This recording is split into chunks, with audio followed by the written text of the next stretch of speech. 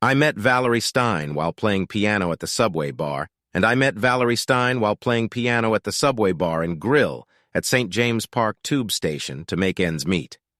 To me, Valerie was a woman of the world, radiating confidence. She was gorgeous and about 3 years younger than me. Male patrons were constantly hitting on her. She knew how to blow them off without offending them. Valerie noticed me watching her and winked at me. After a while, she returned with a soft drink from me. "Thanks," I said, wanting to say something clever to impress her.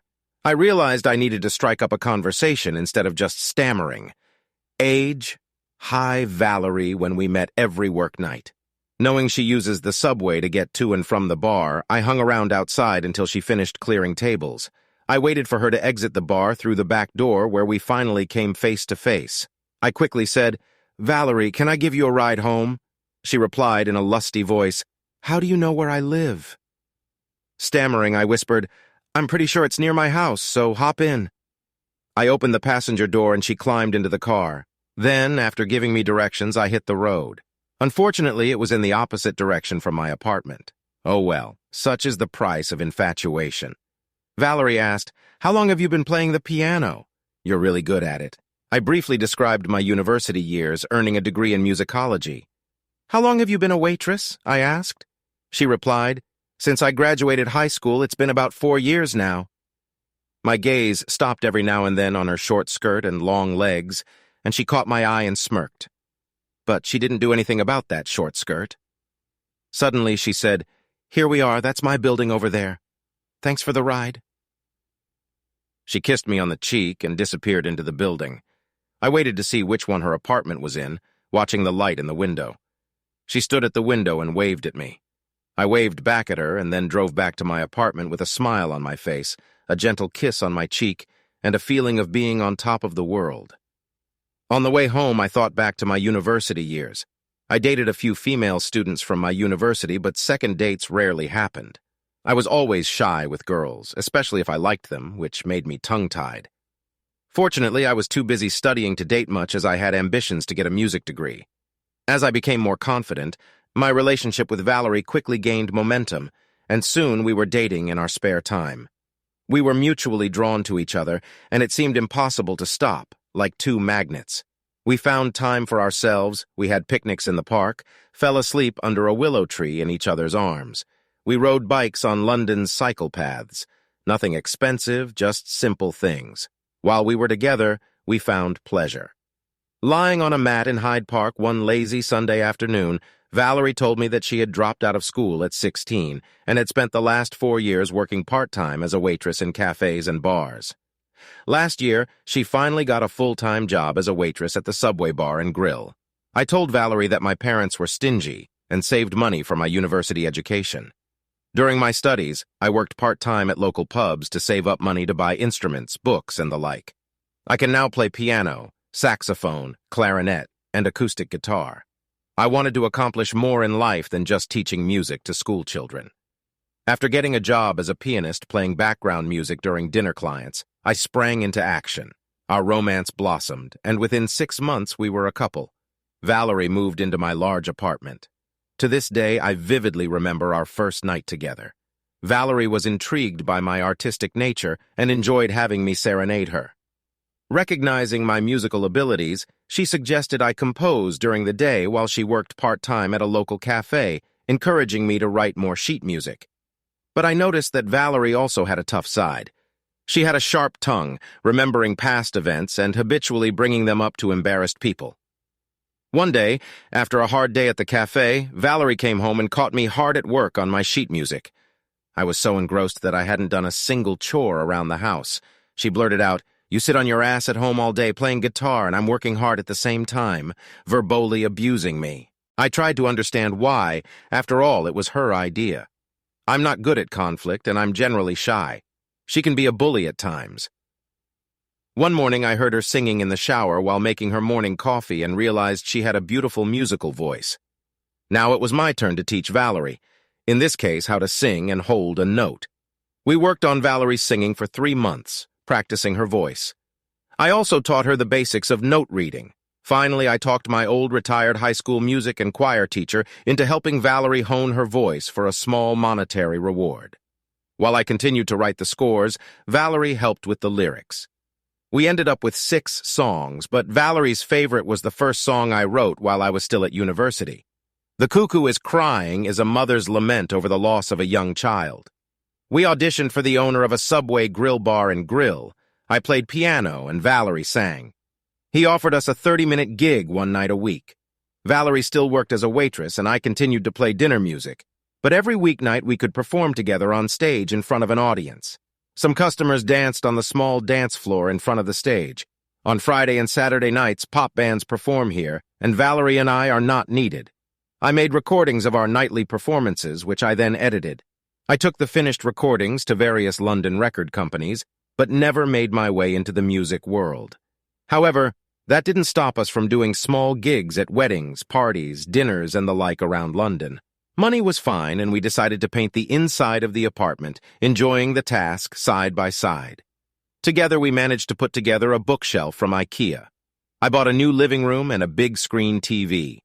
We spent the weekend hiking in the Surrey Hills south of London, stopping for a night in a pub. Most of all, we loved visiting the Brighton coast, running along the beach, soaking in the waves, making love in the bay. Late one night, we were lying in bed and I asked about her family.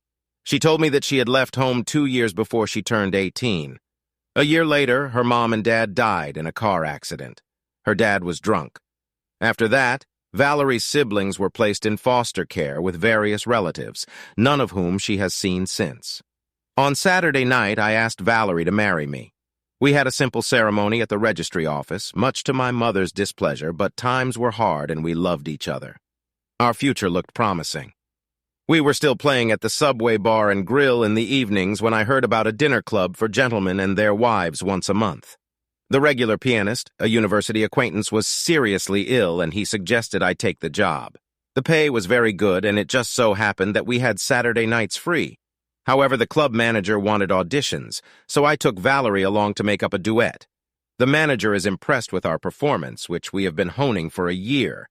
He hires us and explains the dress code required, so we had to do some clothes shopping. Next chapter.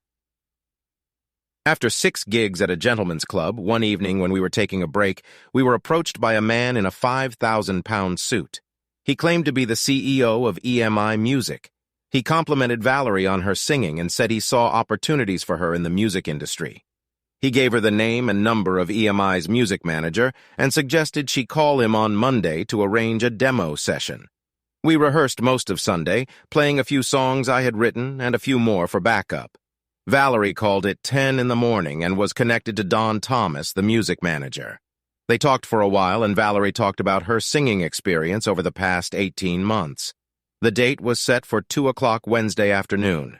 His refrain: "You were working as a waitress at a cocktail bar when I met you." They were surprised when Valerie showed up with me in her arms. We were escorted into the control room of the recording studio. I was seated on a stool in the corner and dismissed. I had used large recording consoles similar in size at university and was familiar with their functions and features, but I was left to my own judgment. After Valerie discussed a few songs, she was taken to a small booth with headphones and a microphone.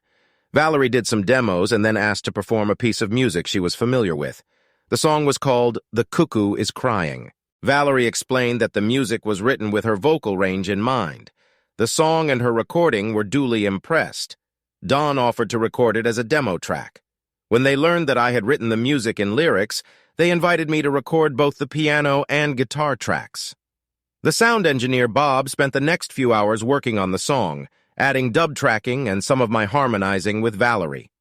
Finally, we were thanked and told that the song would go before a committee that would determine whether to release it to radio stations as a single. Don said he would be in touch. "Don't call us. We'll call you ourselves." A month later, Valerie called and asked me to re-record the Cuckoo Chris with orchestral accompaniment.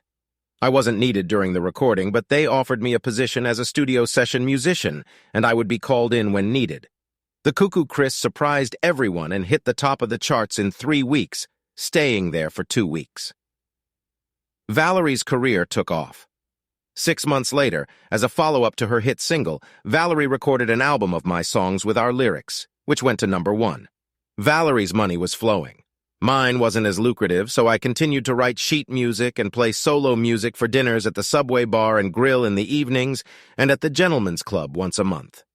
Valerie had become too big a start to play there, so I started doing it on my own as I still enjoyed getting out to people and having fun doing it. His refrain: I picked you, I shook you up, and turned you around, turned you into someone new. We moved into a penthouse suite big enough for 6 people. Her manager insisted she needed it for parties and guests. More often than not, however, I was the only one there. She always left to do a television or radio interview.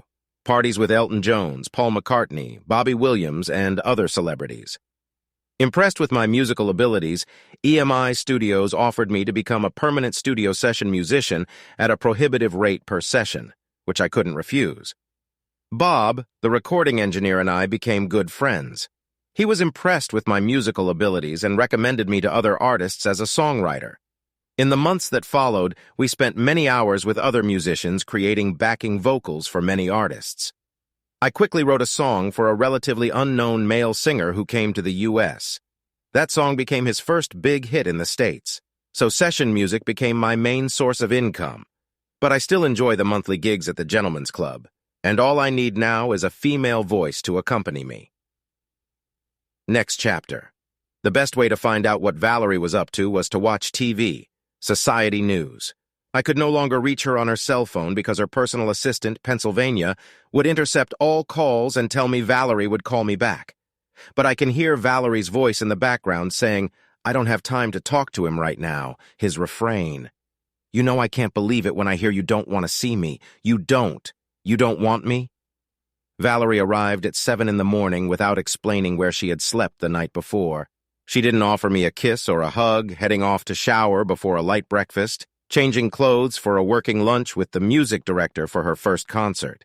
Valerie informed me with some pride that she would earn about £500,000 for 3 hours on stage. Ted Wild's band performed as the second act. Valerie was the main star. I asked, "Do you need any help?" To which I got a straight answer. "It's in the hands of the concert director. They don't need your help." "Can you get me a ticket to the concert?" She half-seriously replied. "Of course, dear." Her next question was, "Where's my next song?" "No, we haven't had anything for 3 months and she wants a song." I didn't see Valerie for a week before the live gig in Edinburgh and then a week after the parties. Trying to call Valerie was a waste of time. Her phone rep just blew me off, so who knew where she was? I never got a ticket to the concert. The concert was a huge success, and I was lucky enough to be able to watch it on TV. I noticed that her voice couldn't take some of the high notes. Maybe it was stage strain? Her ego was now so big that there was no room for me. It's refrain. Don't need me, baby. Now, 15 months after her first hit song, with 3 subsequent singles from the album, all in the top 10 of the top 40 charts written by me, I might add. Valerie's first song was nominated at the British Music Awards. 2 months later, we attended the awards ceremony where she received her first gold CD. I guess I was allowed to accompany her because I wrote all her greatest hit songs, his refrain. Now, 3 years later, the whole world is at your feet. Success came so easily to you. That night, we attended a party in her honor with all the other celebrities and lackeys full of their own shit. It wasn't my scene. No one here was interested in what I had to say, so I was left to wander on my own. It was a warm summer evening, and I moved out of the way into the garden. Sitting on a bench, I was humming a tune that had been playing in my head for the past few days when I heard a woman's words. "Are you humming to yourself, or are you just happy?" When I heard a woman's voice, "What are you humming to yourself, or are you just happy?" Her well-modulated feminine voice caught me off guard, bringing me out of my reverie. Not only did she have a beautiful voice, she also looked beautiful. Not as strikingly attractive as Valerie, but I could tell from her face that she had an inner beauty. I stood up and said, "Hi, I'm Peter," extending my hand. "Helen," she replied, shaking my hand. "Who are you here with?" I whispered. "Valerie," then asking, "Who are you accompanying?" Without answering the question, Helen remarks, "Looks like we're both ducks on the water." Unable to stand the conversation, we sit in silence. Looking into the main ballroom, I see Valerie holding the hand of supposedly aspiring songwriter Bill Bean. Valerie gives him a little touch. Bill wrote a little song for a pop-rock band in which Ted Wilde is the lead guitarist. The song reached number 5 on the top 40. Ted has a big ego and brags that Bill is the next best songwriter. Helen suddenly broke the relative silence of the garden and said, "Ted Wilde was my traveling companion, and he's a real idiot. So how do you know him, and why are you here?" To make a long story short, I'm his accountant. I first met him last week to sort out his taxes. He's making a lot of money now, and Vietti is after him. He liked me and invited me to the bonus. I didn't reply anything, and Helen continued. "So you are married to Valerie and are the author of her songs?" "Yes, I am," I said dejectedly. "Okay, and that tune you were humming is your next top 40 hit." She seemed well-informed, so I told her about the new song I had composed. Helen suggested using the piano in the music room so she could hear the sheet music. After leading me down the hall to the room, Helen told me that she had practiced music and sang in the school and church choir all through her high school years. I played the tune on the piano. It took several tries until I hit the right key. Helen quickly picked up the melody and took over the piano. I took the guitar and we played the chorus together until we had it figured out. I was impressed with her musical ability, so I asked her if she would be willing to play with me once a month over dinner at a London gentleman's club. After receiving an affirmative answer, we exchanged cell phone numbers. We were still rehearsing when we were interrupted by Valerie, Ted, and Bill. Valerie announced, "We wondered where you two had gone." Bill admonishes me, "You have no idea how to play guitar." I let him think what he likes, not wanting to argue with him. As we all leave the room, Ted asks, "What instrumental tune were you two playing?" I replied, "Oh, just a tune stuck in my head." In the limo on the way to the apartment, Valerie told me that Ted had promised to write a song for her. I replied that diversity wouldn't hurt. That night we partied like the good old days when we weren't married yet. I kept wondering if she was bribing me to write her a song or if she was feeling guilty for some reason. I couldn't help but wonder what had happened to our relationship. The next morning at breakfast, Valerie asked, "Who was that woman playing the piano last night?" I replied, "That was Helen, Bill's friend." Valerie scolded me. "I hope you didn't play her my next song. When will the song be ready to be recorded?" "It still needs some polishing, but soon." Again, if Ted was writing her song, why would she need mine? So I decided to take my time in finalizing it. With those words, she informed me, "I'm off to a Sunday celebrity TV show," and without waiting for me to respond, she walked out the door saying, "I still love you." I replied, "I love you too." But I began to wonder if that was true. She had changed so much, his refrain. "I changed you, turned you into someone new, don't have me." I called Helen and asked if she could play dinner music for the gentleman's club dinner the following Saturday. I needed a pianist and singer for next Saturday. She replied that yes, she would love to, and we made arrangements. I didn't see Valerie for the first half of the week. Then she arrived with her entourage on Wednesday afternoon. She explained that she would spend the rest of the week, including the weekend, at Ted's country home, finalizing his song for her. EMI studios were booked for Monday morning to make the recording. Helen had a resounding success at the Gentlemen's Club, receiving a standing ovation for her performance. The club manager complimented me on finding a great singer. He just hopes we don't lose her to the pop music world. When I arrived at the EMI recording studio on Monday afternoon, Bob told me that Valerie and Ted were gone. Over the past 2 years, Bob and I had become good friends. We have spent many hours together in the studio and quite a few evenings in the pub. He told me that the song Ted had written was terrible. It had no rhyme or rhythm, the lyrics were awful. They stopped recording on their lunch hour. By then, Ted and Valerie were so high that Valerie couldn't hold a tune and Ted could only giggle. With a sad face, Bob continued, "Peter, we've become good friends, so I can't leave you in the dark any longer." He continued, "At one point, I went into the men's room and heard Valerie and Ted having fun in the women's room. She was screaming about how good he was. He asked, 'Am I bigger than him, bitch?' She replied, 'Much bigger and better in every way, lover.' And I was heartbroken and didn't want to believe what Bob was telling me. But deep down, I knew it was true. So I left EMI for our apartment, tears streaming down my cheeks. When I arrived at the place, I looked around. There was nothing of me here. Everything was plastic and fake. I decided to clean up, packing only a few things to get by and leaving most of it behind, not wanting to warn Valerie of my possible intentions. If she was having a full-blown affair with Ted, there could be no second chances in my mind. So I checked into a cheap hotel on the other side of town. Call me a sucker, but I still loved her. Monday night, I called Valerie to give her a chance to fix our deteriorating relationship. She answered, "Hi, Peter." A giggle was heard in the background. "What can I do for you, Peter?" More giggling was heard in the background. I asked, "Valerie, are you coming home tonight?" She replies sharply, "Look, Peter, I want to live my life. I don't obey you. Got it," and hangs up. His refrain, "You know I don't believe you when you say you don't need me." Valerie didn't seem to miss me even after we hadn't spoken or seen each other for 3 weeks. She finally called and said she was leaving for a week to California for the American Music Awards as a special guest and would be gone for 2 weeks. Her refrain, "I used to work as a waitress at a cocktail bar." That's the truth. I considered enlisting the services of a private investigator, but eventually their fragrant public display of affection for each other made it clear what was going on to the point of sharing a hotel room. I talked to my lawyer about my missing royalties, which seemed to have stopped while Valerie's songs were at their height. My lawyer discovered that the funds were being transferred to her account. I asked him to look into it.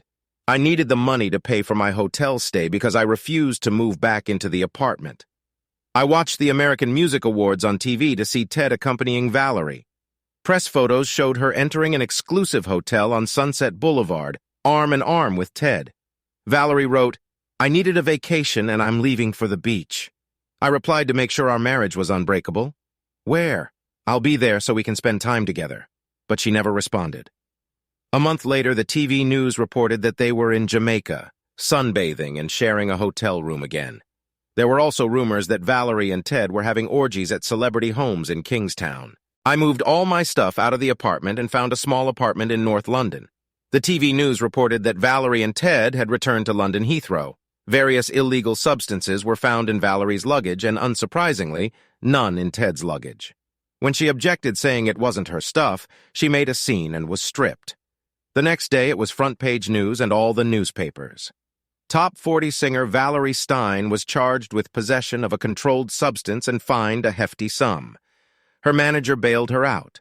When she finally got back to her apartment and found that I had moved out, she called me. "Where are you? Why did you move out?" I simply replied, "I want a divorce." She laughed into the phone, saying it was just sex. I disagreed and hung up the phone. The divorce was hard. Valerie fought through her attorney to reduce the amount she had to pay me. However, she could not afford to procrastinate, putting her career on pause. If her name was out of the public eye for too long, people would begin to forget. She agreed, and I received the royalties due me and 50% of the marriage. Valerie and Ted started living together in an apartment. She told everyone that Ted's next song would take her career back to the top. However, when the single was released, the best it did was a 20th place in the top 40. The song had no rhythm, and Valerie's voice had the wrong range. It was a failure for her, the refrain. "It's too late to look when you think you've changed your mind." Valerie called me begging me to do the song for old time's sake. To reassure her, I said, "I'll see what I can come up with." But I did nothing. She ruined our union. Next chapter. I continued to live my new single life, waiting for the divorce to be finalized. I was still doing studio session music and writing new songs for other artists. As long as I was busy, everything was fine. The only thing I was looking forward to these days was performing with Helen. Speaking of Helen, we were still enjoying our monthly performance at the Gentlemen's Club. It became so popular that Helen suggested to the club management that we have a themed evening in the style of the Roaring '20s, and the suggestion was a great success. Other themes soon followed, with music from the war-era '40s to the swinging '60s. With Helen in mind, I began writing songs for her voice range that she could perform in the club. Valerie's career went downhill. Ted's next song was even worse and only placed 35th in the top 40. Both his and her careers had peaked and were on the decline. One Saturday night at the Gentlemen's Club, after a musical dinner, a stylishly dressed older woman approached Helen and praised her singing. She said, "Helen, that last song suits your voice and type of music." Helen called her Aunt Kate and introduced me. She informed Auntie Peter wrote that last song just for me. Helen, you must come to visit next weekend. I insist that you bring your young man with you as well, ordered Aunt Kate. Finally, the elderly gentleman waved his hand at Aunt Kate, pointing to his watch, hinting that it was time to leave. Over the weekend, with Aunt Kate's help, I persuaded Helen to record a demo song at my next studio music session the following Wednesday, much to Aunt Kate's delight. On Wednesday, Helen arrived at 6 o'clock in the evening after the music session was over. Bob took Helen to the studio booth to make a demo tape. Helen and I recorded background music, she on piano and I on guitar. Bob finalized it by adding dub tracking and electronic percussion. EMI executives listened to the raw recording and agreed that both it and the song could be a hit. After several re-recordings with orchestral accompaniment, a single was released. Helen decided not to use her real name and called herself Lady Helen. The single really shot out and became a top 10 hit within weeks. Finally, Helen told me her big secret. She has a child from a previous marriage, and her parents were Lord Robert and Lady Christine Hazelhurst. They were caretakers of the Hazelhurst family estate in West Country. I was invited for a weekend to meet her family. Arriving mid-morning on Saturday, I was shocked at how big the house was. Or was it a mansion?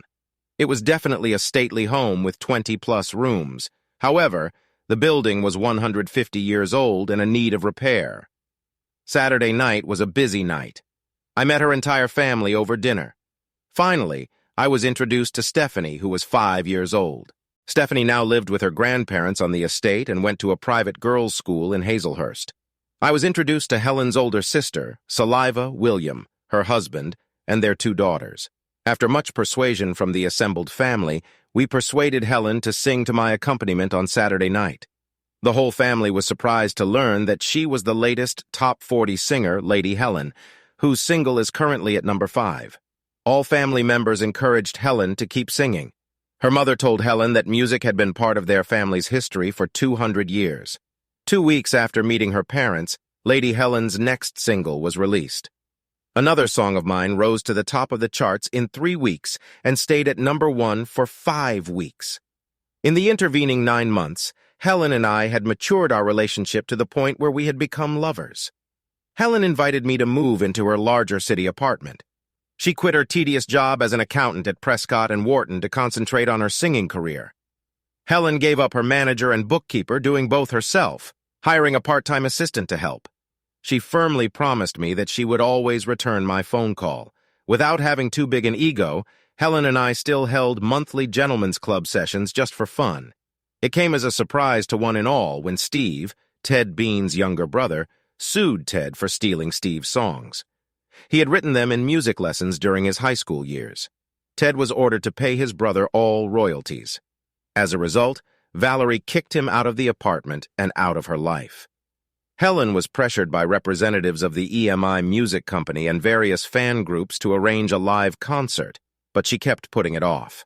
However, as Helen was one of the best musical performers of the year, she was cordially invited to sing at the Royal Christmas Concert at the Royal Albert Hall, which was to be held the weekend before Christmas, this time in front of the King of England. It was the kind of concert she couldn't refuse. It would at least appease her fans and the record company a little.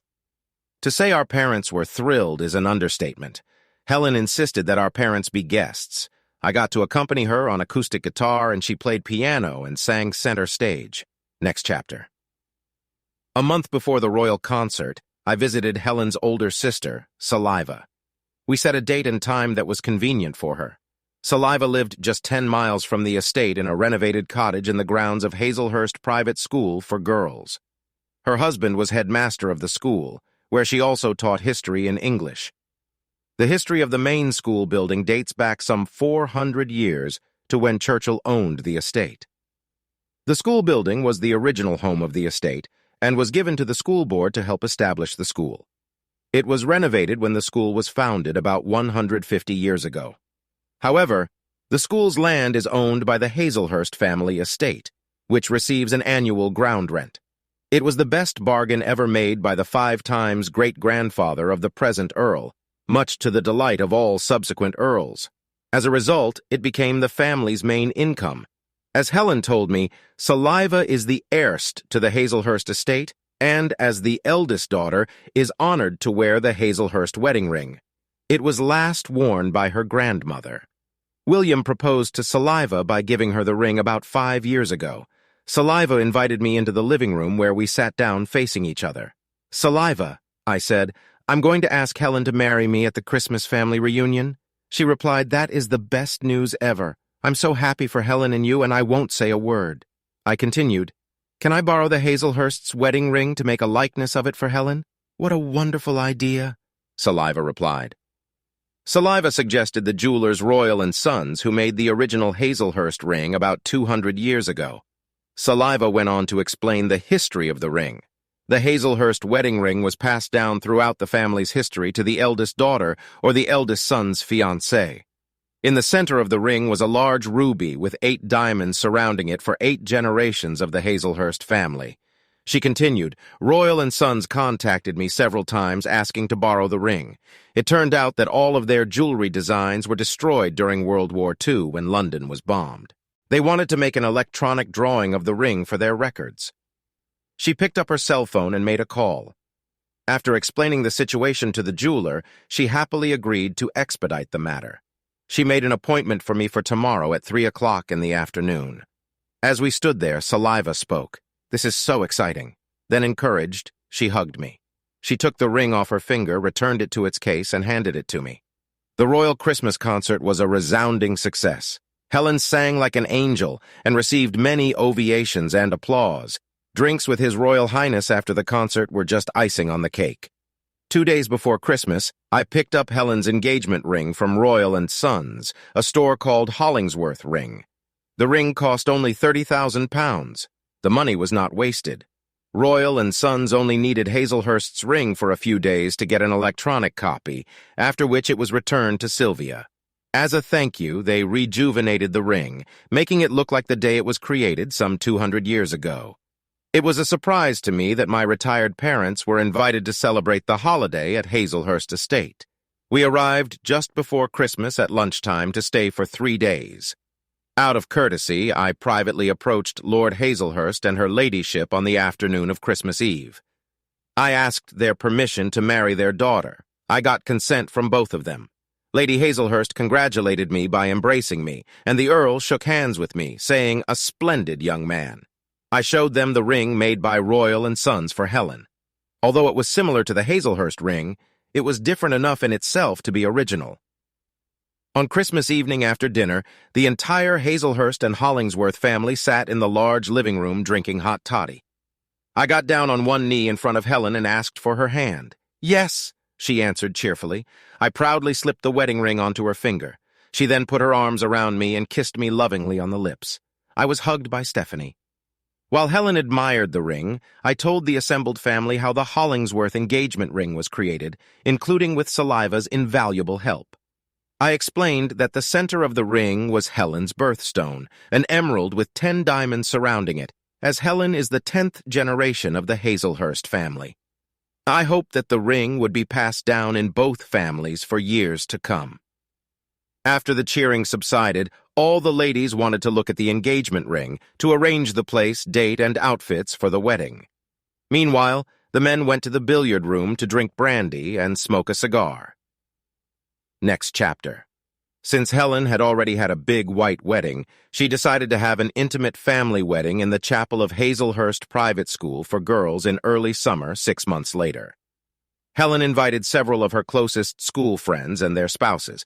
This included her former boss and mentor from Prescott and Wharton, Tom, and his wife, Mary. Stephanie was Helen's florist, and a longtime high school friend, Bethany, was Helen's matron of honor. Bob, of course, was my best man. The small reception was held in the ballroom at Hazelhurst School and was hosted by the school kitchen. I played the piano and Helen sang some of her favorite hits. We received rave reviews from our family and friends. We honeymooned on the small island of Bermuda for 2 weeks. I insisted that Stephanie come with us on our honeymoon. After all, we were now a family. Besides, the 2-bedroom suite gave Helen and me some privacy. Our flight from Heathrow arrived at Bermuda's L.F. Wade International Airport around 10 in the evening. The drive to the resort took another hour. By then, we were all so tired that we just went to our bedrooms to sleep. I opened my eyes to a light tropical breeze and warm sunlight streaming in through the balcony doorway. "Looks like a beautiful morning," she said. "Impressive," I replied. The tea was just what I needed to replenish my recent loss of energy. I thanked Stephanie for her concern. 2 weeks in Bermuda proved too short, and soon we were flying back to jolly old England. Arriving at the estate, Helen discovered that her new recording had conquered the music charts, becoming her 4th top 40 song of the year. It wasn't long after returning from vacation. Helen informed me that she was pregnant, and both families were thrilled. While we were away, renovations began on what is known as the gatekeeper's cottage. It originally had 8 rooms, but the architect planned to turn every other room into a bathroom and eventually make 4 bedrooms and a large bedroom with a walk-in closet for each of us on the 2nd floor. Stephanie was thrilled to have a private bathroom. The 4-car garage was built to the same design using similar brickwork to make it compatible with the original cottage. The new modern kitchen, living room, and dining room were replastered and painted, and a music room for me. The house had been decorated by both our mothers using some of Helen's song earnings. It was a mansion compared to our little 1-bedroom apartment in town. 6 months later, we all moved in. It was a Saturday afternoon just after lunch. I was sitting in my music room when Stephanie came to the door and asked, "Peter, are you busy doing anything important?" I replied, "I have a tune in my head, but unfortunately there's no way it's coming out." "Let's take a horseback ride around the estate." "Why? Your mom is pregnant, so she can't ride right now, so you're my next choice." She told me frankly. I looked at her timidly. "I don't know how to ride." "Well, now would be a good time to start. Riding will get you out of your rut," encouraged Stephanie. "Really?" I laughed. "Come on, Peter, I have just the horse for you." She held out her hand. Old Betty was her name, big and round, looking partly like a dreer horse. Stephanie showed me how to get on the saddle. With some effort, I managed to climb into the saddle without rolling over onto my other side. Stephanie then demonstrated how to turn the horse in the right direction. She advised, "Use your knees while holding the reins firmly." True to her word, Betty proved to be easy to steer. She simply followed Stephanie's horse as we rode around the estate. Stephanie chatted incessantly, talking about what her school friends were doing, the latest Disney movies, and other movies her mom was putting on. She was thrilled to be a member of the school choir and wanted to be a member of the theater group.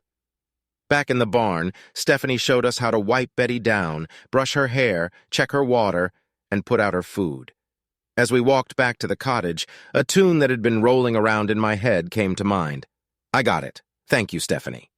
I hugged her and hurried back to my music room. This trip became a Saturday afternoon ritual. Helen was the first to notice it. We had just returned from our weekly father-daughter walk, and before I realized it, Stephanie had stopped calling me Peter and was now calling me Daddy.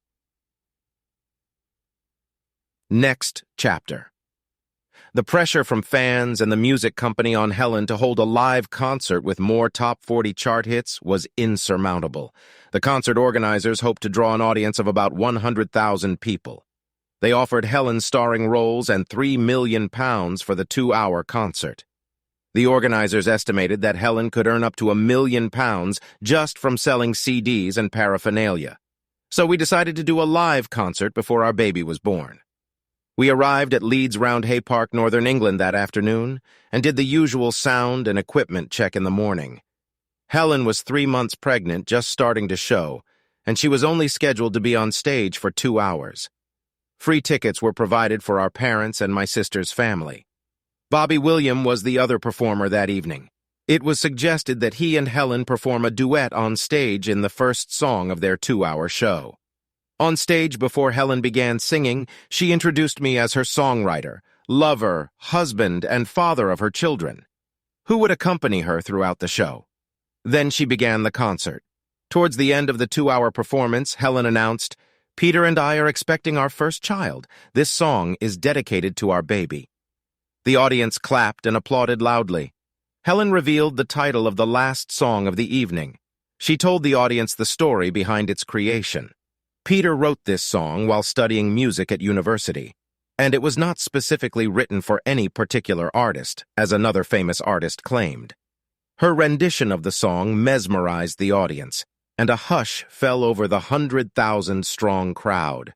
Her rendition of the Cuckoo Cries matched Valoris 100%, and when she finished, there was dead silence for 5 seconds, followed by spontaneous applause. The applause continued for 10 minutes. All this time, we waved to the audience and then left the stage. 2 weeks later, we learned that Valerie was throwing a party during Helen's live concert, and several guests wanted to watch the show on the big screen TV. Upon hearing the final song, Valerie became enraged.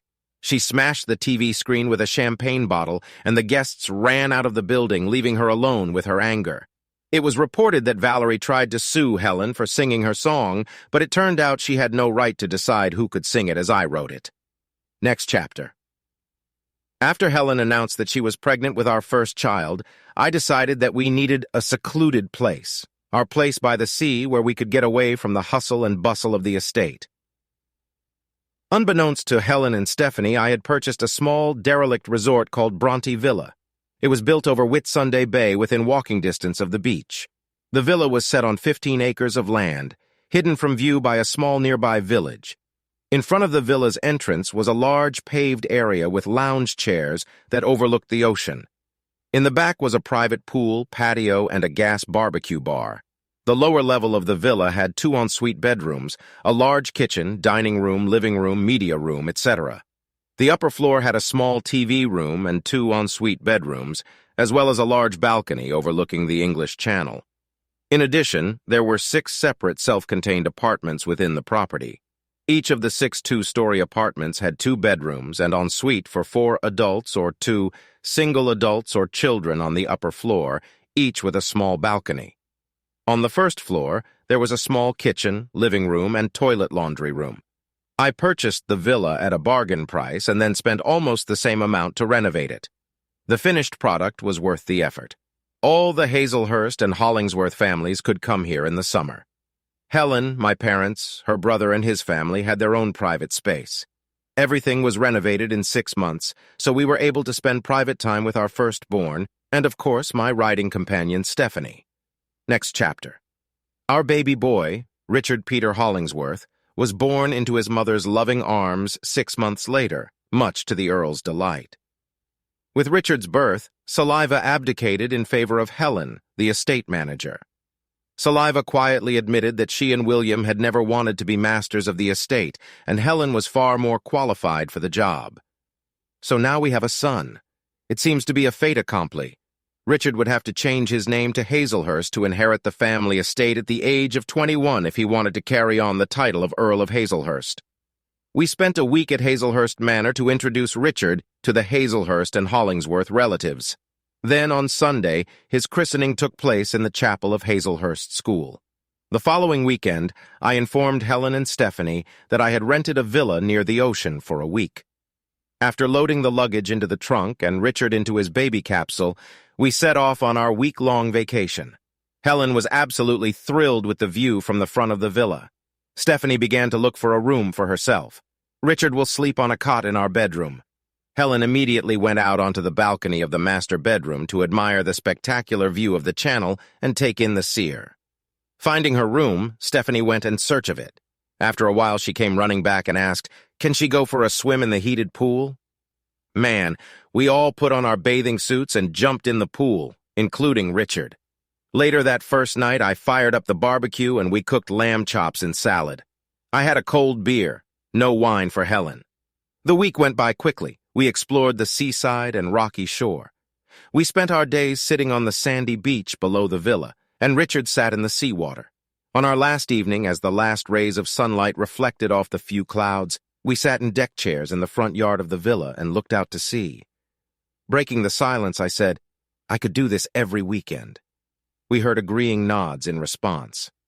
I continued, "How about we buy a palace and we could come here any time we wanted?" Helen asked. "Is it for sale?" "No, it's already sold. I bought it about 9 months ago and renovated it. What do you think?" Stephanie was the first to respond. "We own this?" "Yes." Stephanie jumped up, ran over and hugged me, saying, "What a smart daddy." Helen, who was feeding Richard, said with a slight smirk on her face, "And here I was wondering what happened to that £6 million. I've been meaning to ask you that for ages." And then the thought occurred to me. Maybe I'll get lucky today? Every 5 years, Helen gets together with her closest girlfriends for the Hazelhurst reunion. This year it was held at the Subway Bar and Grill, with about 6 of Helen's high school buddies and partners in attendance, including me. Valerie, unbeknownst to us, was now the new owner of the bar. I noticed that she kept to the side of our table. After dinner before coffee, Valerie purposely embarrassed Helen. She went to the stage of the club, took the microphone, and announced, "Who would like to hear Lady Helen perform her last song?" How could Helen refuse after all that applause? That Helen whispered to me as we walked to the stage, and I nodded. I accompanied her on the piano as she sang, The Cuckoo's Crying, Valerie's biggest hit. As soon as Valerie heard the first beat of the song, she ran into the kitchen and started banging pots and pans during the performance to distract us, but to no avail. Helen's performance drew a standing ovation from the audience. Valerie came out of the kitchen after the song ended and clapped politely as we walked back to our table. I noticed that we didn't get any discount on our meal for the recital. A month later, our family of 4 decided to take a weekend getaway to our villa. They've both been pissing me off for the past 2 weeks. Even though it was winter, it was a great idea to get away. Helen hardly knew how to cook except for boiling water or boiling eggs. Breakfast was free-range, lunch was optional, and dinner was cooked by me using the barbecue. So it wasn't a great vacation for me. When the milk ran out, I went for a short walk into the village. On the way, passing a fisherman's cottage, I noticed a sign in the window. Housework required, cleaning, laundry, ironing, cooking, etc. Please contact. While paying for the milk, I asked the clerk about the work wanted sign in the window. She explained that Judith's husband, an auto mechanic, had died when the jack snapped off and he was crushed. Unfortunately, it was proven that he was negligent, so his widow did not receive any insurance payout. As a result, she is finding it difficult to live, and her son's wife seems to hate her, so she has nowhere to go. I knocked on the cottage door. A well-dressed woman, I estimated her to be in her early 40s, answered. She could have been my older sister by her age. I held out my hand and said, "Peter Hollingsworth, my wife and I have just moved into the villa on the hill." Then, taking my hand, she said, "Mrs. Judith Brown, it is a pleasure to meet you." I expressed interest in her advertisement for a job. Judith invited me into her well-kept living room. To make a long story short, I invited her to come to our villa at 11 in the morning to interview for the housekeeper position mentioned in her ad. Helen met Mrs. Brown at the door and ushered her into the dining room where I was finishing my morning coffee and fiddling with music sheets. I greeted her and invited her to sit down, getting straight to the point. Helen doesn't cook, and I do most of the cooking when we're here. We come here to relax, and cooking is not my idea of relaxation. So we are looking for a housekeeper who will do all the things you described in your ad. But we'd both prefer you to live with us. Do you mind? The more I told about the housekeeper's job, the more passive Mrs. Brown's face became, and finally she smiled broadly. At last, she could not contain her delight and asked, "When shall I begin?" At that moment, Stephanie ran into the room saying, "Excuse me, I'm hungry." I introduced her to Mrs. Brown, and she immediately asked, "How are you, Mrs. Brown?" Judith replied, "I'll start right away, Stephanie. Show me where the kitchen is." Helen and I could hardly contain our joy at finding a local housekeeper, which Stephanie accepted so readily. Stephanie returned with a tray containing a sandwich and a glass of orange juice. She sat down at the table and began to eat. It was almost noon. Mrs. Brown asked, "Sir, Madame, would you like to have lunch now? Perhaps a cold meat salad?" I replied, "Yes, that would be nice. However, there is no reason to call us Sir and Madame. Helen and Peter are quite suitable." She replied, "I cannot call you otherwise. You are my employer, sir." Since Richard was finally eating solid food, Helen could now drink alcohol at lunch or dinner. I asked, "Would you like to have an aperitif before lunch? Perhaps a Pimm's with Indian tonic water and a slice of lemon?" "Oh, yes, please, that would be just right." "Thank you, dear," Helen replied. Mrs. Brown returned a minute late with 2 plates of cold meat salad. I asked where her plate was, and she replied that it was in the kitchen. Then I commanded, "Well, carry it and eat with us. You are now a member of the family. Please, we insist." Stephanie replied, "Yes, Mrs. Brown, you are my new Aunt B." From then on, Mrs. Brown was referred to as Aunt B to Stephanie. After lunch and further negotiations, we set Aunt B's salary, and I gave her a credit card for household expenses. The following week, she moved into one of the apartments as the cottage rent was due at the end of the month. Next chapter. About 18 months passed, and we publicly stated in a small press release to fans of Helen's music. It is with great pleasure that Lady Helen announces that she is pregnant with her third child. Helen and I were having coffee in a small restaurant in East London when singer-songwriter Bobby Williams stopped by our table to congratulate Helen on her pregnancy. I asked Bobby to join us and moved on to discuss his recent impromptu performance at the Subway Bar and Grill, which Valerie had encouraged him to do. He said, "I couldn't get out of the situation without looking like complete shit. So I sang, but I'm never going into that bar again, and I warned all my friends." Helen replied, "Bobby, do you realize you performed in public and therefore are entitled to payment for the performance?" A stunned Bobby replied, "I never thought about that. I suggested that he consider the possibility that all the other artists who had been intimidated into performing at her bar would put together a class action lawsuit and sue Valerie for non-payment of performance fees. But I said to Bobby, we don't want to do that because my close association with Valerie would only create the publicity we need. And in the case of you and the other artists, that wouldn't be a problem, but in the end, it's your choice." Before leaving our table, he told us about the news he had heard in the London press. It turns out that Ted Bean, a little-known songwriter, had been crippled after being caught in bed with the mistress of an underworld gambling boss. We muttered our displeasure. Every free weekend during Helen's pregnancy, we went to the villa where she could relax, disconnected from business affairs. She now did all the bookkeeping for Hazelhurst Girls' private school, the estate, and looked after our investments. Aunt Bee proved to be a godsend, making our vacation even more relaxing. Dad and Mom had already been vacationing there for the past week. Stephanie overheard me discussing with a representative of the local IT company about connecting internet to each apartment as we made our way around the grounds. I insisted that each building have a hard 100 megabit connection to allow for multimedia entertainment services and full wireless coverage for cell phones, tablets, and laptops. 9-year-old Stephanie did her best to discreetly watch us. Then, cutting into the conversation, she said, "Excuse me, all my friends use Apple TV to watch movies, and we need to subscribe to Netflix and Disney Channel." I looked at the rep and said, "Out of the mouths of babes." A few days later, my dad approached me with a proposal. The gist of it was that he and my mom were sick of living in a noisy London suburb and wanted to move to the coast. He suggested, "Your mom and I would like to move here. How about we buy one of the apartments?" We all sat down at the dinner table discussing its merits. Helen suggested either buy the apartment or rent it. Then Helen remarked, "We don't want to make any money from you moving in here, but we don't want legal entanglements with different people owning apartment buildings." Then I suggested, "How about Dad pays a nominal rent every 3 months, like a house payment?" We all agreed, and Helen wrote a simple contract to that effect and had Aunt Bee witness it. A short time later, they put their house up for sale. Next chapter. A short while later, Helen read a short article in the Times. Valerie Stein was being sued for an undetermined amount by a group of entertainers who claimed they had been intimidated into giving a public performance at her bar and grill. With the Earl's permission, Helen and I converted an unused barn into a state-of-the-art recording studio called Hazelhurst Studios. We hired Bob, EMI's top sound engineer, with a huge pay raise and a company car. Bob insisted that we set up a Soundcraft analog 48-channel soundboard and use Pro Tools digital software for final mixing into digital storage.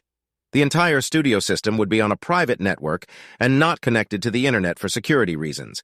A separate Wi-Fi system for other devices, allowing only internet access. We arrived at the villa for the weekend. By this time, my dad and Mom had been living there since Christmas. Their house hadn't been sold yet. Mom and Judith, Aunt Bee, got along like mother and daughter. They cooked together, went shopping together, walked the cliff paths, and played cards, just to name a few of their activities. Dad, however, seemed to miss his workshop. He took me aside and made a suggestion. "Son," he said, "can I close the open shed and build a small workshop attached to the back garage so I can do woodworking?" "Dad," I replied, "draw a plan, and I'll have an architect draw up a detailed plan for the builder to work from, and the local council will approve it." I continued, "Don't skimp on the floor plan and then complain that you wish it was bigger." I said, "I'll cover all the construction costs." Not wanting to argue with him, I agreed. One sunny morning, I was sitting on the front porch of the villa overlooking the ocean. while perusing the entertainment section of the Times. I came across an interesting article. After months of litigation, the case between Subway Bar and Grill over its failure to pay royalties to unnamed songwriters has been settled out of court. The news also stated that Valerie Stein has sold the once popular Subway Bar and Grill and disappeared. It is reported that Miss Stein may have moved to California, USA. Incredibly, in the same issue of the newspaper in the death notices section, once popular lead guitarist Bill Wild has died. His funeral, back at the estate, we had a small party to celebrate the first birthday of Hazel Studios. Helen later informed me that the studio's record company was getting a good return on our investment, with many local and international artists making recordings. I still get commissions to write music and lyrics, with Helen's help for other artists. I regularly perform as a session musician just for fun. I was in the recording studio when Bob waved frantically at me through the double-glass windows. He rushed inside, handed me his cell phone and said, "It's Stephanie." I'm sure there was a look of confusion on my face, which was soon replaced by an alarm when I heard Helen's excited voice on the phone.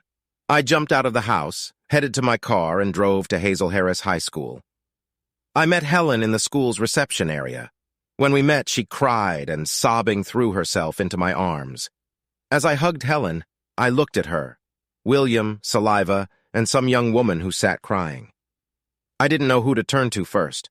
William quickly explained Helen's ex-husband Rupert arrived with a fictitious note authorizing him to pick up Stephanie from school. That Marie over there, pointing to the still-crying girl, took Stephanie out of class so he could take her with him. Holding out the note, I quickly read it. It was a simple request, to whom it may concern. I, unless signed, give permission for Rupert Stephanie's father, my ex-husband, to pick her up from school today, Wednesday, March 16th, for family reasons. The signature looked like Helen's, but it wasn't. William then informed me that he had called the police. Looking at the sobbing girl, William said, "Marie, stop crying and go make a sapote of tea and bring it to my office."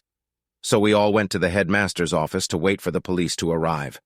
Finally, a police inspector arrived and started asking questions. The inspector suggested that Helen and I go home in case Rupert called the house phone. As we were about to leave, Helen's cell phone rang. She looked at the caller ID and said, "It's Stephanie calling." Helen was about to answer it when the inspector said, "Answer the call and put it on speakerphone. Everyone keep quiet." Helen pressed the green button, then the speaker icon, and said, "Stephanie, where are you?" Rupert's voice came through the tiny speaker. "Hello, Helen. Long time no talk. I've got Steph with me. We're on a little vacation. Listen here, I need money. Quick and quiet. Don't call the police. Helen, this is between you and me. When I get the money, you can bring Steph back, okay?" Helen, sobbing, replied, "You didn't do any harm, did you? Of course not. She's my daughter, you stupid bitch. Now listen to me. I want £1,000,000 sterling and £100 bills. I know you can afford it with your singing career, so don't argue. I'll call you tonight at 9 o'clock and give you the details." Rupert then hangs up. The inspector announces, "There's nothing more we can do. Go home. The police will be present at 9 o'clock tonight to hear his call." Then, taking us aside, he quietly asks if we can get that kind of money if we need it. We confirm that we can, but it may take some time. We have just arrived home when her cell phone rings, Stephanie's number again. Helen's answers, "Rupert, what do you need?" He replies, "I guess the school would call the police. You owe me my share of the apartment as per the divorce decree. I calculated it to be about $1 million, okay? Why aren't you still in jail?" "Got out early for good behavior," Helen muttered. "I want my daughter back, you bastard," Helen stated in a harsh voice. "Listen, bitch, I have gambling debts, and if I don't pay them off, I'll be a dead man. You must have a lot of money, and you owe me." Followed the reply. Helen suggested instead of cash. "I'll pay the money directly to the gambling syndicate. No, I need cash now. All right, Rupert, you've got the upper hand. I'll go. Can I talk to Stephanie?" Stephanie replies in a strong voice. "Hi, Mom and Dad, I'm fine. We just ate at McDonald's, and my ex-dad is taking us somewhere for the night, so we're good. Please pay him back so I can go home." Helen replies, "Yes, dear, stay warm and safe. We love you." Rupert interrupts. "Okay, are you ready for instructions?" "Yes," Helen replied. Rupert continued, £1,000,000 will weigh about 20 pounds. At most, it will all fit in a backpack. I'll call and let you know the delivery location tomorrow around 3 o'clock in the afternoon. That should be enough time to get the money." The call cut off. Helen called the inspector and told him of Rupert's latest demands. He would be there at 3 o'clock tomorrow afternoon. A bulletin had been sent out to all the outlets for Rupert and Stephanie, but the inspector didn't hold out much hope. Next chapter. We tucked Richard in for the night, but there was no way we could both sleep. Helen had calmed down. She was only 2 weeks away from giving birth to our second child. She was tense enough without the kidnapping. I brewed a pot of tea and we sat down in the shades long. I said to Helen, "Well, perhaps since we can't sleep, you could tell me about Rupert and yourself." Helen began to tell me a sad story about herself and Rupert. At the age of 21, my parents and Rupert's parents, who had been best friends since school days, had quietly proposed that I marry Rupert Pittington. Rupert was a stock market analyst. She thought he was everything she needed: handsome, kind, loving, outgoing, famous, tall, under 2 meters. He was a well-known man in town with a promising career. They were childhood friends, and it seemed to her that this was what their families expected of them. Shortly after their honeymoon, they had moved into an expensive apartment in West London. Their families expected an heir as soon as possible, and so 12 months later they announced, much to the delight of both families, that they were expecting their firstborn. Their daughter Stephanie became both a blessing and a curse. She seemed to put even more pressure on their fragile marriage. Over the next 18 months, Rupert began staying late at work. He would come home with bloodshot eyes, disheveled. I began to think he might be having an affair. I was shopping for clothes for Stephanie and was about to make a purchase when the checkout clerk informed me that my credit card was over the limit. I was very embarrassed, so I used her personal Hazelhurst credit card, which I still carried with me in my cell phone case. I tried to call Rupert, but the call was forwarded to the answering machine. In the evening, I waited impatiently for Rupert to come home.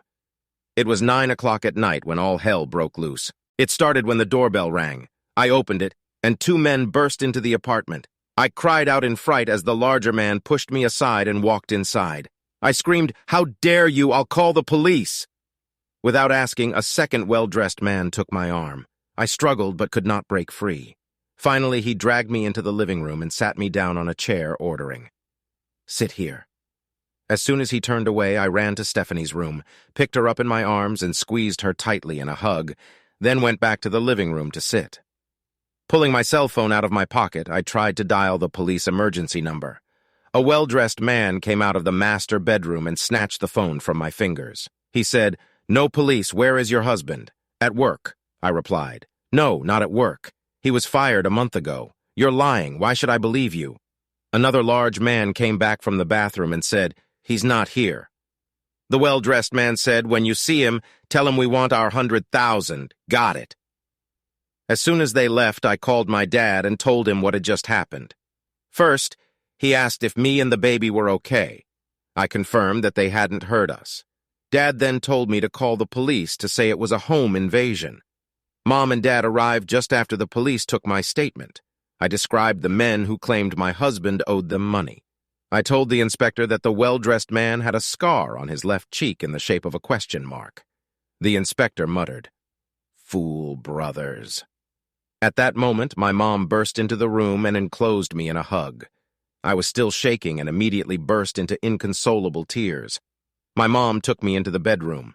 My father told me that he later asked the inspector who the Soul brothers were.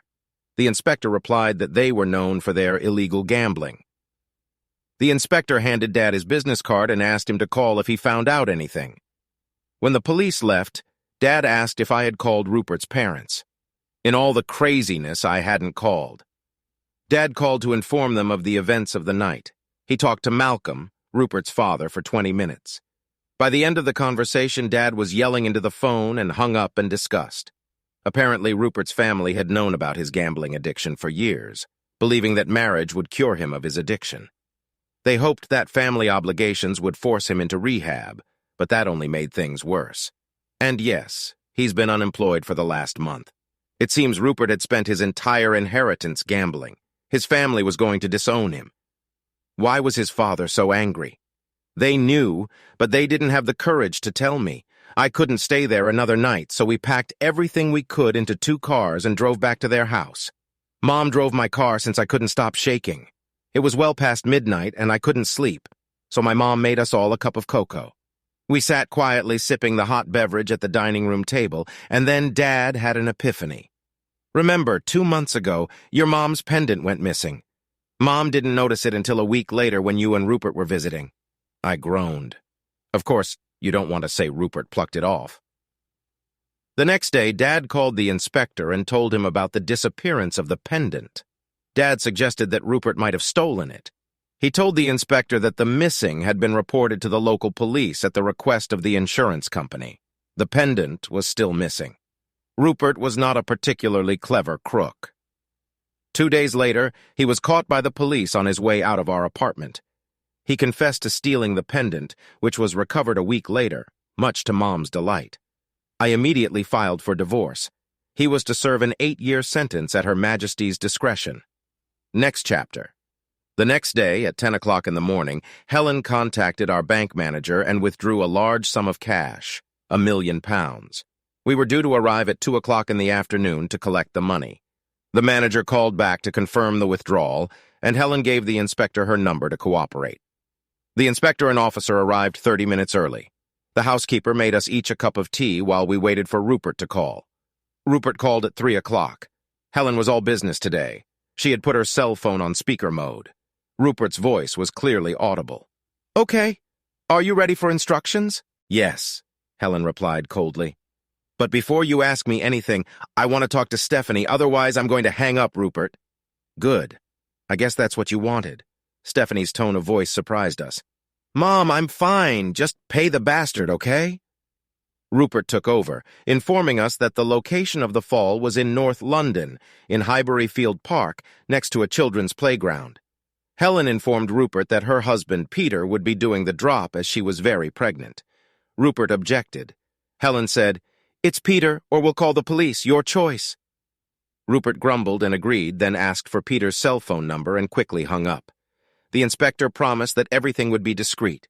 The police would be present saying, "You won't know we're there." Taking the money, I drove to meet Rupert at the designated location. Just as I was about to arrive, the phone rang. It was Rupert.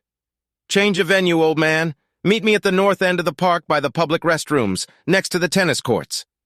Then he hung up. As I walked toward the restroom block, Rupert and Stephanie came out of the ladies' room and approached me. I held out my backpack to Rupert and put my hand in Stephanie's. At that moment, 2 men came out from behind the restrooms. Then the well-dressed man shouted, "Rupert, give me my money!" "Shit!" Rupert shouted, threw Stephanie into my arms, grabbed my backpack, and rushed out. The larger of the 2 men pulled out a gun and fired in our direction.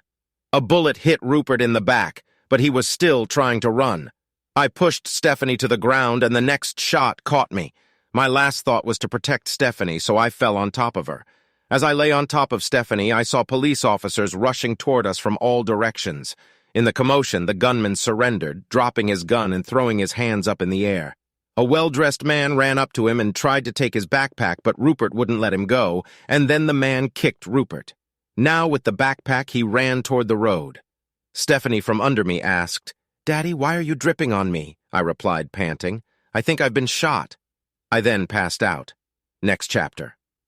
Back at home, Helen and Suleva waited tensely for Peter's call, confirming the successful exchange.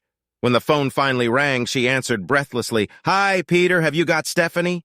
The inspector replied, "Sorry, Mrs. Hollingsworth, Peters has been shot."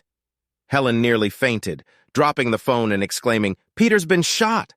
Fortunately, Suleva was next to Helen, who lowered her into a chaise lounge and began sobbing into a handkerchief. Suleva picked up the phone and asked in her best schoolteacher voice, "Who am I talking to?" Listening to the inspector's answer, she then chides him for being abrupt, reminding him that Helen is very pregnant.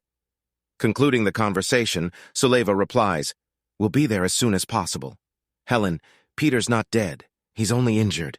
An ambulance is taking Stephanie and Peter to St. Pancras Hospital. We need to leave now." Stephanie and Peter were taken by ambulance to the hospital's emergency room. The doctors immediately sent Peter into surgery. After making sure Stephanie was unhurt, a nurse helps her clean Peter's blood from her face and hair. Suleva drops Helen off at the hospital entrance while she parks her car. Helen finds Stephanie sitting in the emergency room. They both headed to the surgery waiting area. They hugged each other and cried until Suleva walked in on them. Helen's parents arrived to help comfort them. After an hour, Peter's parents show up. Finally, a police inspector appears to inform the gathering. Rupert has been shot and died at the scene. We have apprehended the shooter and his boss. Both have been arrested. There are more charges to be laid, but murder and attempted murder top the list. Looks like a gambling syndicate unknown to Peter staked out the house and followed his car to the exchange point. While grieving Rupert's death, he nevertheless brings it upon himself. All this excitement proves too much for Helen. She goes into labor and is taken to the delivery room to give birth. Stephanie holds her mother's hand during labor and later tells Peter about everything in great detail. Next chapter. A day later, I woke up in the recovery room. It turned out that the bullet had gone through my shoulder, shattering my collarbone. The surgeon had to use screws to repair the damage. In a few days, I would be able to leave the welcoming home. Stephanie informed me that Mom had given birth overnight and produced a healthy baby girl. Helen was brought on a gurney to my room and handed our daughter to Stephanie for me to admire. The three of us said the girls' names and settled on Claire Helen Hollingsworth. As soon as I am discharged, Helen takes us to the villa where I am recuperating. Aunt B fusses around us, becoming a surrogate mother to Claire when necessary. Richard, now 2 years old, runs away from us far too often. Thankfully, Mom and Dad keep a close eye on him. While there, I started writing music again. Helen and Stephanie helped me write the lyrics to a new song for Lady Helen called Don't You Want Me, Don't You Love Me Anymore? Next chapter. Helen's new song, her first recording at Hazelhurst Studios, released to the public, was a hit for Lady Helen, topping the charts for 3 weeks and staying at the top for another 5. It led to numerous radio interviews and television appearances. It also led to an album release. I have 5 more songs to write. Dad and Mom sold their house over a year ago and are well settled in their apartment. Dad has equipped his new workshop with all the tools from home. He spends many happy hours playing with his new wood lathe, making all sorts of items, from a wooden toy car to a train set for Richard. He also does minor repairs and alterations around the villa. Both Mom and Dad are thrilled with the move, which has pleased Helen and me as well. A side benefit was that Aunt B was no longer alone between our visits. All this happened 5 years ago. I am now 41 and our 2 youngest children are now full-time students at Hazelhurst Private School. For financial reasons, the school had to be made co-ed, so there wasn't much choice of school.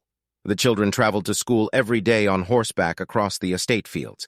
As for Helen and I, we have moved into the main house on the estate after a much-needed renovation. The Earl and Lady Hazelhurst now live in the gatekeeper's cottage. Helen has retired from public singing, except when we sing a duet in the shower. The end.